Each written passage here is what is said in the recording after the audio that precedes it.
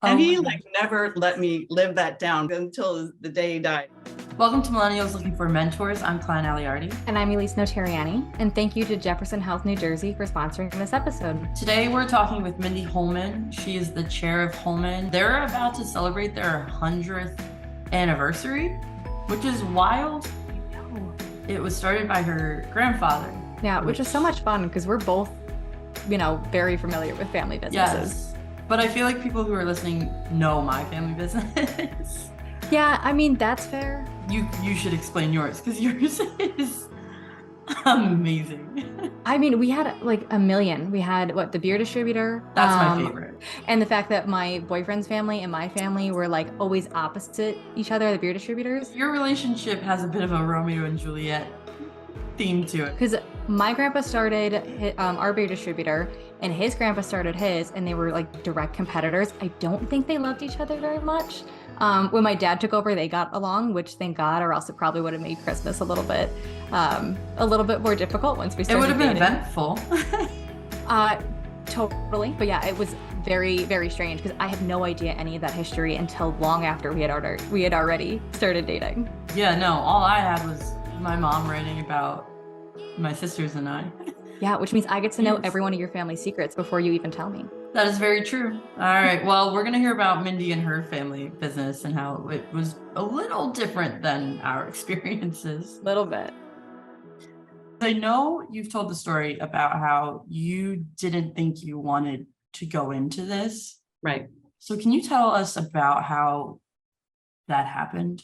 So I graduated from college. I went to school down in Virginia and I stayed down there after college. I taught for a couple of years. I coached tennis for a couple of years.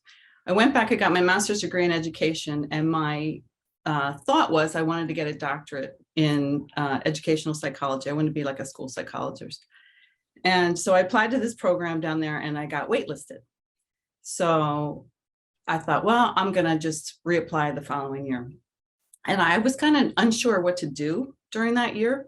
So my dad suggested to me that since I was kind of floundering, move home for a year and work in the business because, even though I didn't really have interest in our business, I, one day was going to own a good amount of the stock in the business. And he said, it's just going to help you make better decisions when you'll need to do that. So I thought, okay, that's not a bad idea. So I moved home for 1 year, and that was 36 years ago.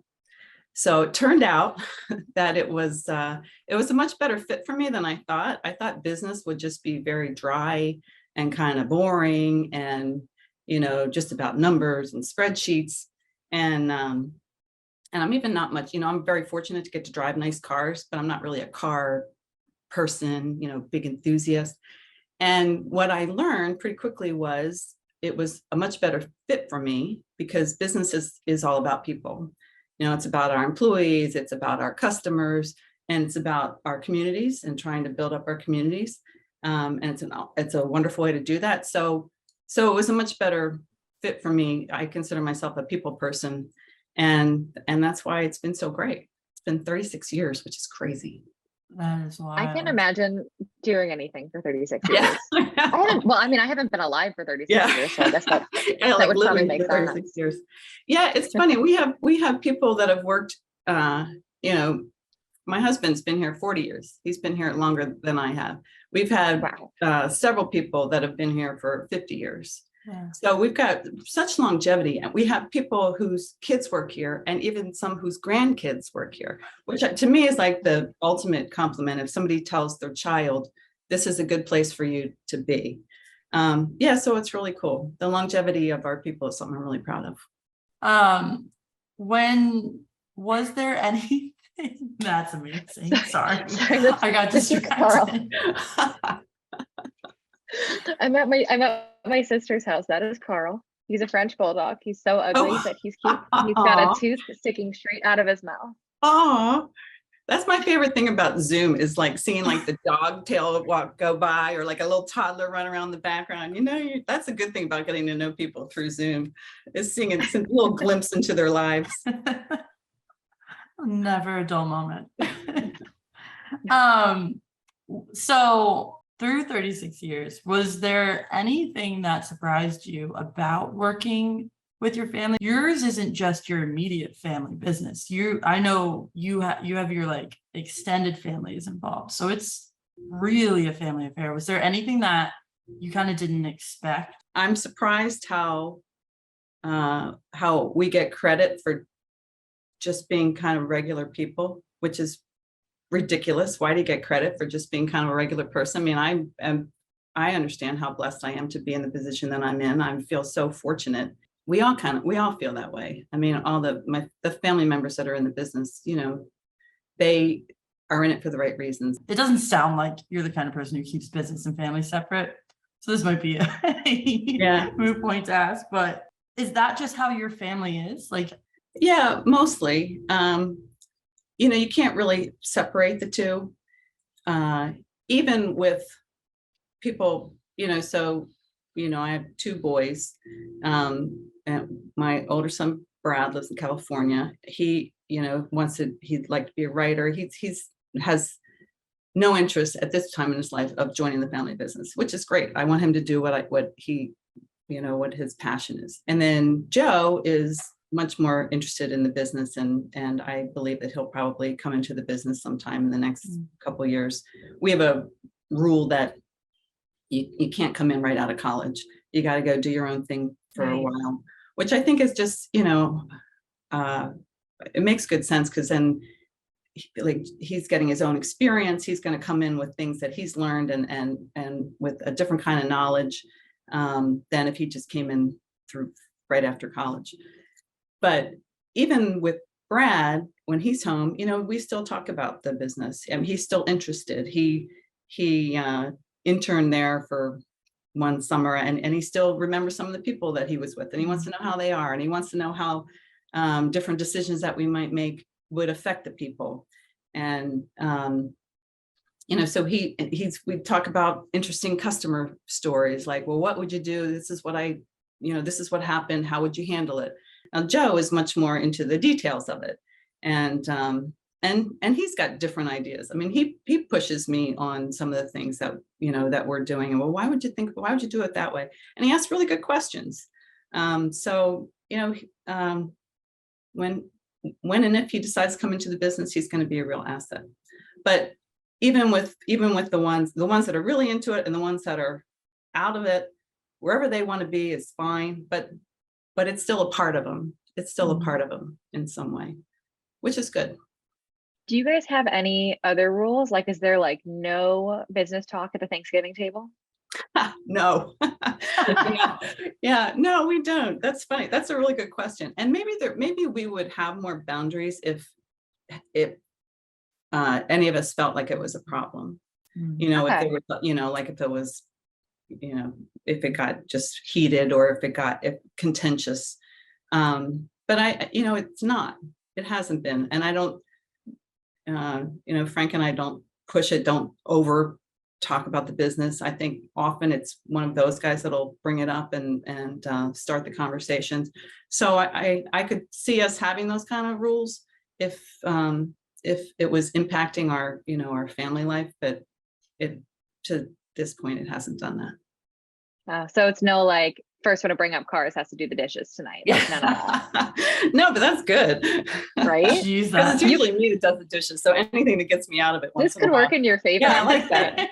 I'm going to take that home. Do you remember when you were younger, situations like that? Like, did you also sit at the dinner table and kind of talk about it, or were you? Well, it was funny. My grandfather, who started the business, used to like to lecture about it.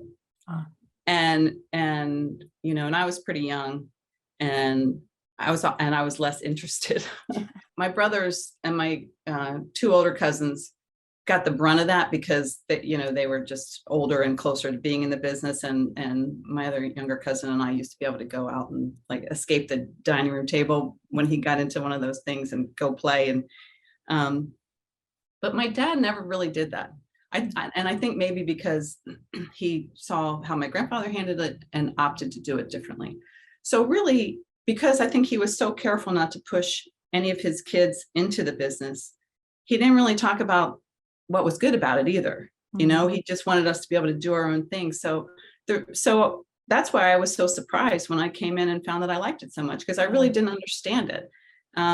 So it was just kind of interesting growing up. Yeah, there wasn't a ton of business talk in my household when I was a kid. Interesting. So you really jumped into this, and you just were not that you weren't prepared, not in that way, that's but like fair. you didn't No, like. it's fair. I wasn't. Well, those first days, you were, I guess you were learning a lot. I would always assume that you kind of had a footing just because of everything, but that's so interesting. No, yeah, I was really learning. I was learning by watching the people around me. And I learned, one of the, I don't do a lot of things well, but one thing I'm good at is I'm a good listener. And there's such value in listening. And first of all, it shows respect to the people that are around you. It builds trust because you care what they're thinking, but they just have been doing this stuff and they can teach you something, so I learned an awful lot from the people that I started with, and just, learned by watching and then doing. Yeah, I think it's a lot of people who are in charge who think, oh, I'm in charge, so I have to know everything about everything at all times. Yeah, no, you don't. What you have to do is have trust in the people that are actually doing those things. But there's a million things in our company that I don't know how to do. I don't know how to do title work on a vehicle. I don't know how to fix a transmission. I don't know how to put a crane on a truck body. I mean, there's a lot of stuff I don't know how to do. And that's good, because we have people that do, and they do it really well. And that's what you need. Yeah. And has anyone ever, maybe when you're out places, or even if you're in you're at an event or something like that, has anyone ever assumed that your husband was the face of Holman instead of you? It probably once in a while. The fact that I kept my name usually tips him off, but sometimes it's, you can kind of see the light bulb go on, and like, oh wait, no, but he's also the face of Holman, so that helps. It's cool that he's been in the business and that we work together. Yeah, I don't know if I knew that. Did you meet at the company? We did. Yeah, I didn't realize that. Yeah. That's so. I knew you guys worked together. I did not realize that. Yeah, he's been there longer than I have. In 2016, I became chairman. It's a funny thing, because as CEO, you're responsible for the day-to-day operations, really. And as chairman, you're kind of above that. You chair the board of directors, so you oversee the big decisions, but you're kind of not supposed to be down in the weeds of the business. I'm sometimes not so good at that part. I still kind of get down, I still get into the weeds, probably sometimes more than people would like. So I'm still figuring that role out. But yeah, so I was officially named the CEO of the company in 2004. And did you feel ready for that, or was that a stressful transition?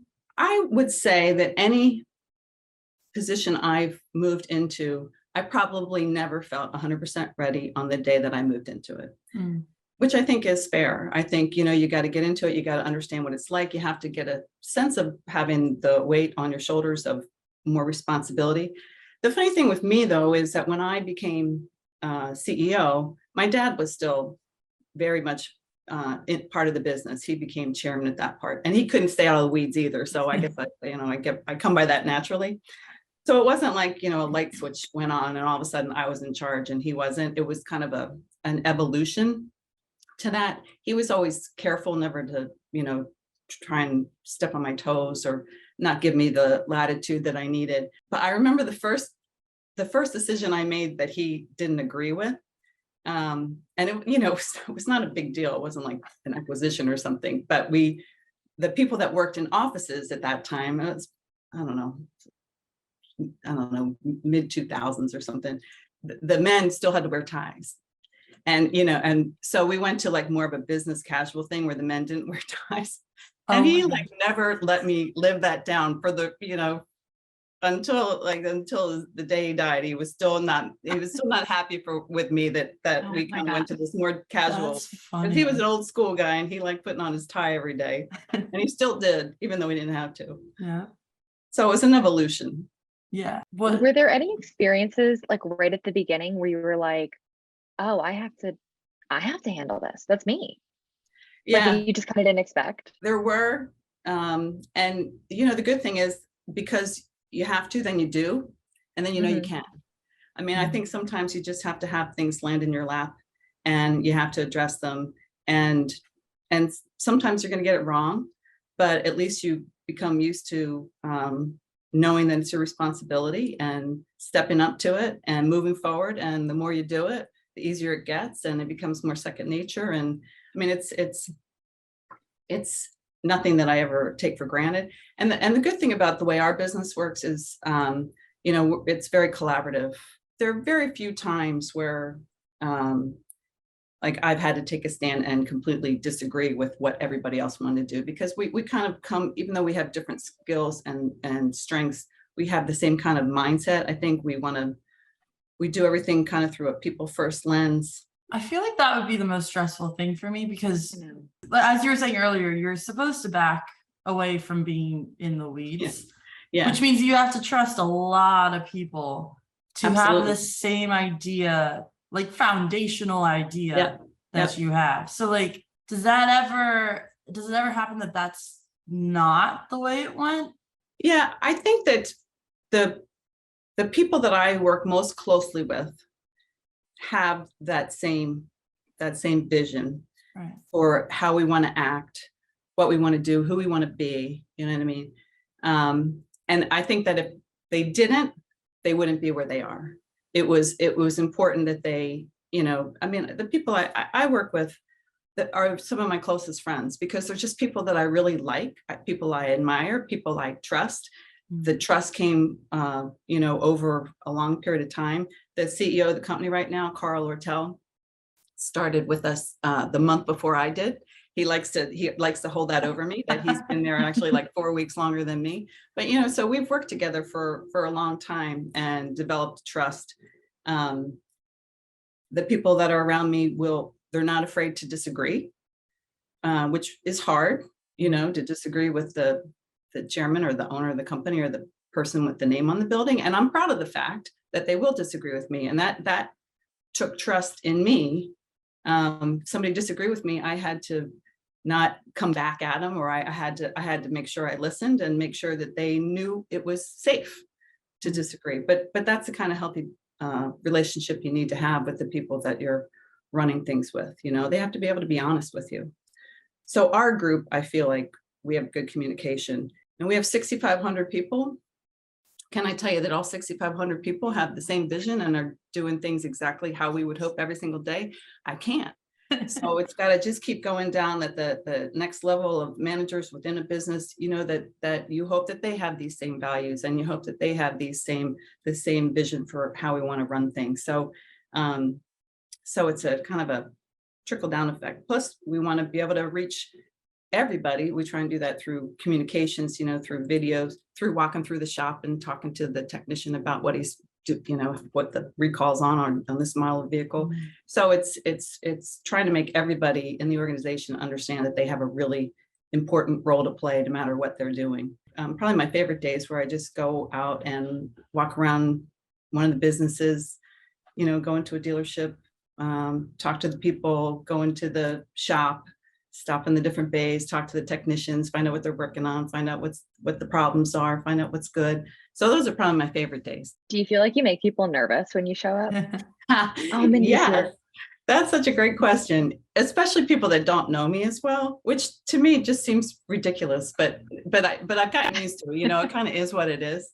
Yeah, I think some people, but people that I've been around more that are not real new to the company, they just see me as Mindy, and that's good. When you are doing those walkthroughs and you find something that you maybe want to change, what's like your next step there? I wouldn't make a big deal of it in front of people. It doesn't help to embarrass anybody on the spot. I would, take it away with me and then talk to probably whoever was in charge of that building or that operation, and see what, share what I didn't really like, and talk about, how we might change it. At what point did you decide to bring everything together under the Holman name? So that's been a couple years in the making, actually. Probably the last person they had to convince to do this was me, because I'd grown up with the different brands, and I don't, I felt like it would seem there was kind of some ego involved, all of a sudden calling everything Holman. So it kind of has different phases. On the dealership side, it didn't really change anything, because where we could, we call the dealerships Holman. There's Holman Ford, Holman Toyota, Holman Cadillac. BMW, right near those, is called BMW Mount Laurel, because the manufacturer doesn't want the local dealer's name on it. They want to be the brand themselves, which is a choice. I think it adds value, especially when you've been around a long time and people kind of know the brand name. But so where we could, in the dealerships, we had already branded them Holman. But we had these other businesses, mostly B2B businesses, doing business to business, that were called different things. ARI is a fleet leasing company that leases fleets of vehicles or manages fleets of vehicles for large customers like FedEx and Burlington Railroad. And so we have these. Comcast is an ARI customer. And then we had a business called Auto Truck. And what Auto Truck does is they upfit vehicles for these customers. Like with a Comcast van, they might just put in shelving and they'll put Comcast on the side, and they'll make it ready for the customer's use. Or for Burlington Northern Railroad, they put these massive cranes on them on these big trucks, and they put high rail gear so the trucks can ride down the rails and fix, where a track is broken. I mean, it's really cool stuff that they do. But if you're sitting across from a customer and saying, okay, well, I'm here from ARI, we're going to do this for your fleet. And, oh, he's from Auto Truck and he's going to do this for your fleet. Well, the customer doesn't care. They just want to know all this stuff's going to get done. So it makes sense kind of to have this umbrella and just say, these are all the things we can do for you, and we're Holman. And I think that the other thing that it does for some people, not everybody's going to care about this, but we've been around a long time. 18 months from now, we're going to start celebrating our 100th anniversary. So, right, so that's a really long time. And we've had family ownership through that time. The vision is to continue to have family ownership for as far out as we can see. I think some people care about doing business with the family company, a privately held company that, we don't have to make decisions for the next quarter because of what the stock price might do. We can make, as my CEO likes to say, we make decisions for the next quarter century. I mean, we can really look out and make what we think is a better long-term decision. And a lot of customers appreciate doing business, really having a relationship. Everybody wants a good price. Everybody wants good service.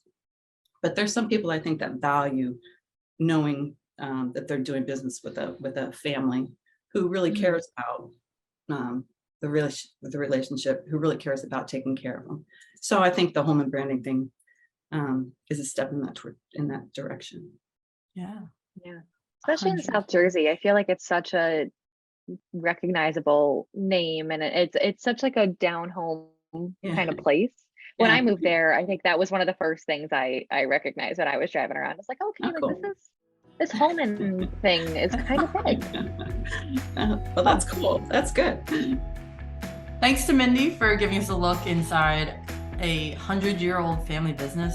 Yeah, and I'm really hoping you implement my rule on Thanksgiving so that you don't end up doing the dishes this year. I think it's a good one. Life hack. Make sure you tune in next time. We have new episodes of Millennials Looking for Mentors every other Wednesday. Plus, if you know someone you want us to talk to, shoot us an email at mlfmpodcast@gmail.com. We'll see you next time. Bye.